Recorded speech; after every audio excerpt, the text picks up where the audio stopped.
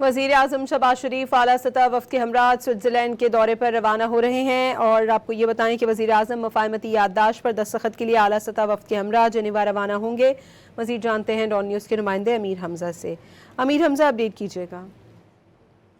जी, America Iran मफाहमती याददाश्त के पेश नज़र वज़ीर आज़म शहबाज शरीफ आला सतह वफ़द के हमरा स्विट्ज़रलैंड रवाना हो रहे हैं। ज़राए का कहना है कि वज़ीर आज़म शहबाज शरीफ आला सतह वफ़द के हमरा आज रात गए स्विट्ज़रलैंड रवाना हो गए। वहाँ पर वज़ीर आज़म शहबाज शरीफ अपने आला सतह वफ़द के हमरा ईरान अमेरिका मफाहमती याददाश्त पर दस्तखत के लिए आला सतह वफ़द के हमरा जनेवा में रवाना होंगे और वहाँ पर ईरान अमेरिका मुज़ाकरात के हवाले से और मफाहमती याददाश्त पर दस्तखत के हवाले से एक तकरीब मुनक्कद की जा रही है, जिस पर वज़ीर आज़म शहबाज शरीफ शिरकत करेंगे और ईरान अमेरिका मफाहमती याददाश्त तकरीब मुनक्कद की गई है।